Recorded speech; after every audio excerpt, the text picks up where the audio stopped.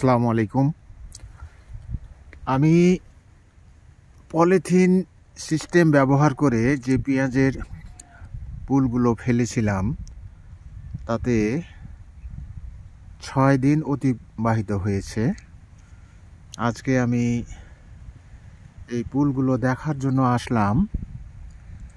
তো আপনাদের আজকে আমি জানাবো এবং সরাসরি দেখাবো যে এই পলিথিন দিয়ে ঘাস বেশি বের হলো না এই পুল বেশি বের হয়ে সুন্দর হয়েছে। আর ইতিপূর্বে আপনাদেরকে আমি জানিয়েছিলাম যে সেই প্রক্রিয়াগুলোর সাথে পানি দেওয়ার পর, মানে বীজ ছিটিয়ে দিয়ে পানি দেওয়ার পর যখন পলিথিন বিছাবো তার আগাখানে আমি এই বীজটা 16 লিটার পানিতে 2 ঠিপি, মানে 2 কাপ এটার দিয়ে স্প্রে করে দিয়েছিলাম, যাতে করে বীজগুলো ঠিকই হবে, অঙ্কুরিত হবে, কিন্তু যে ঘাসের বীজ সেগুলো আর অঙ্কুরিত হবে না। তো এই হিসাবে এটা কাজ করলো কি না সেটাও কিন্তু আমি আপনাদেরকে দেখাবো। হ্যাঁ, এই বীজটা আমি দিয়েছিলাম। তো আপনারা এখন দেখতে থাকুন যে শেষ পর্যন্ত কতদূর কি বোঝা যায়। তো এই যে সাইডে এগুলাতে ঘাস অনেক বাহাল হয়ে গেছে, কিন্তু এইখানে কি হয়েছে, এইখানে এই যে ছোট ছোট হয়ে বাহাল হচ্ছে, কিন্তু কোনো ঘাস নাই।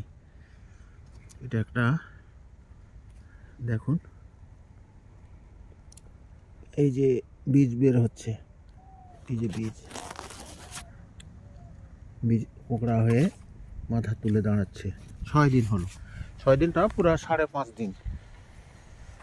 তো 5.5 দিনে এমন হয়েছে, এই যে এগুলোতে ঘাস বেরিয়ে গেছে, কিন্তু এইগুলোতে কি অবস্থা? হ্যাঁ, ওরকম ঘাস নাই, আর দুবরা আছে, কিন্তু গচি মেরে মেরে দেখছি যে এইগুলো বের হচ্ছে, কিন্তু রস ঠিকই আছে। আমি যে উদ্দেশ্যে এটা করেছিলাম সেই উদ্দেশ্য কিন্তু সফল হয়েছে, যে রস ঠিকই আছে। এই যে দেখুন, যত রস ভাপ দেওয়া উপর থেকে নিচ থেকে উঠছে, এগুলো কিন্তু ধরে ফেলছে। এই যে পানি, এর আগেও আমি পানি দেখিয়েছিলাম আপনাদেরকে, এটা হচ্ছে। তো এটা 8 দিন এভাবে রাখা লাগবে, তাতে 5.5 দিন অতিবাহিত হয়েছে, আরও সময় দিতে হবে। এই যে ঘাস বাহাল হয়ে গেছে দেখছি, ঘাস বাহাল হওয়ার কথা না, কিন্তু বীজ বাহাল হয়েছে। এই যে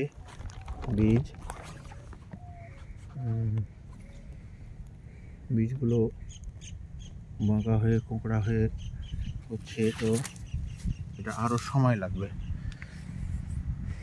5.5 দিন চলছে, সামনে কয়েকদিন পরে আমি আবার আপনাদেরকে দেখানোর চেষ্টা করব, ইনশাআল্লাহ, আল্লাহ যদি হায়াতে বাঁচিয়ে রাখে। তো পেঁয়াজের বীজ কি অবস্থা সেটা নিশ্চয়ই আপনারা জানতে পারবেন। আমি 3 কেজি বীজ এখানে সুখসাগর জিরাট ইন্ডিয়ান যে জাতটা, এটা এখানে ছিটিয়ে দিয়েছিলাম। তো বাহাল হচ্ছে, কিছু কিছু দেখা যাচ্ছে। আর এদিকে কিছু কিছু লাগানো হয়েছিল, রসুন আর পেঁয়াজ। আর আরেকটা জিনিস আপনাদের দেখায়, যে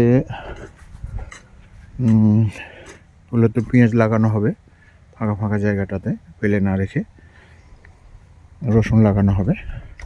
আর আগেকার বিনা পলিথিনে যেগুলো আমি কি করেছিলাম,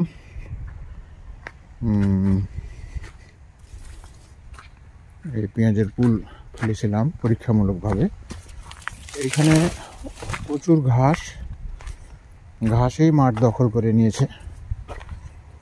তো পেঁয়াজের পুল হয়েছে, এগুলাও পুল সুন্দর হয়েছে, কিন্তু ঘাসগুলা ছোট হয়ে পেঁয়াজের পুল, কিন্তু ঘাসও হয়েছে, অসংখ্য ঘাস। পুলও আছে, এদিকে ঘাসও আছে। তো এই পুল খুব একটা ভালো হবে বলে মনে হচ্ছে না। তো আমি যে সিস্টেম করেছি, এটা যে ফলাফল কি সেটা জানা যাবে। এই কাটিমন আম গাছ, কাটিমনের ফল কোনোটাতে ধরে আছে, আবার কোনোগুলোকে ধরছে, মুকুল আসছে ধারাবাহিক। তো এগুলো হচ্ছে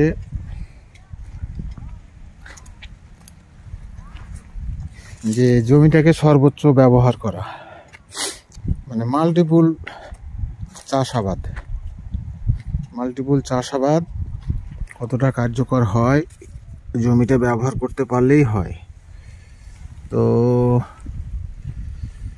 আমি দেখছি যে এগুলোতে খুব একটা হয়নি, এই কুকড়া হয়ে বের হচ্ছে, শুধু কেবল দেবর হয়তো লেগেছে। 5.5 দিন চলে, কারণ সামনে কি হয় আপনাদের আমি ইনশাল্লাহ দেখাবো। আজকের ভিডিও এই পর্যন্তই।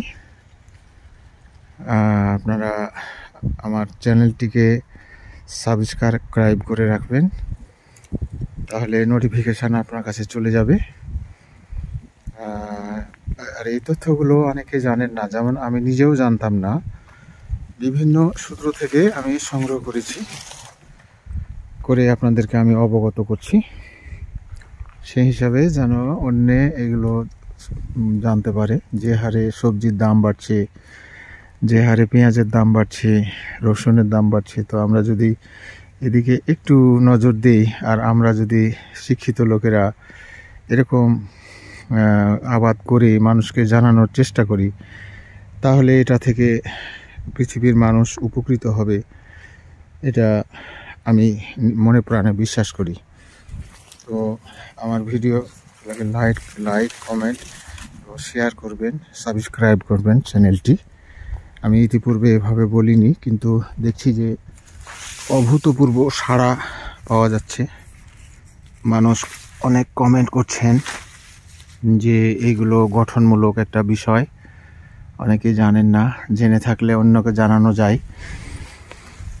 এটা দরকার, আসলে দরকার। তো ভালো থাকবেন সবাই, আল্লাহ হাফেজ।